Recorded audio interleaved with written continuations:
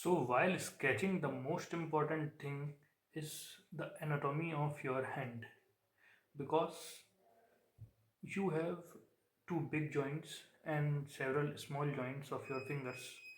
These are the joints which are involved in sketching. So, the basic joints are your arm, your wrist, and the elbow. So, the main key is to utilize your big joints because to copy these movements again and again is very difficult. But to copy this movement several million times is very easy because it is a small movement for a big joint. This joint has this much range of motion, but when you are using only this and you can do it million times again and again the same thing, but to this is very difficult. So while sketching you have to make one thing in consideration, that you utilize these two joints the most, your wrist joint and your elbow joint. Secondly, you have to hold the pen far away from the tip because it will give you a wide range of motion. For example, you can do straight line from here to here to here to here to here to here to here like this with using your uh, only using your arm joint. But if you try to do by holding the tip close, you can get only this much range of motion. For exceeding this, you have to remove your arm, set it again, and then it has to be continued in this way.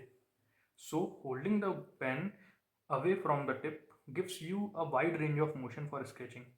Secondly, use your palm, make your fingers stiff, and use your palm to draw a line. It will give you the most part of your range of motion. For example, you have to draw a line this way, just drag your arm, not your fingers, just drag your arm. If you want to draw a square, small square, and you can use your wrist. But if a big square is to be constructed, then you have to draw it with the help of your arm and your wrist joint this way.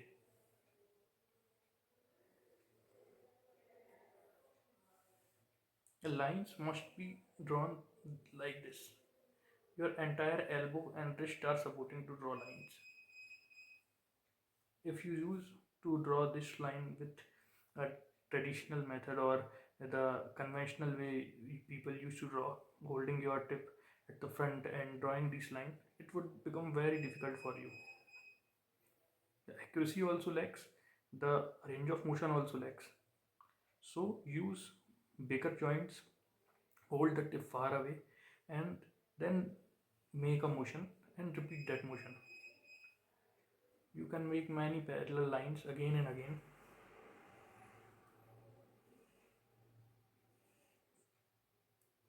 And if it is required to draw small lines parallel and you have to do it in a small piece of area, so you can do it like this.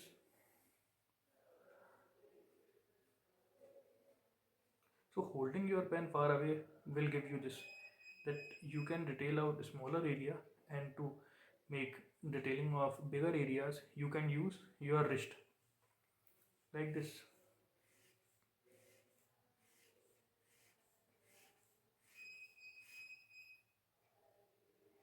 So in the next part we will go further with more new techniques, with more new precise ways of doing sketchings.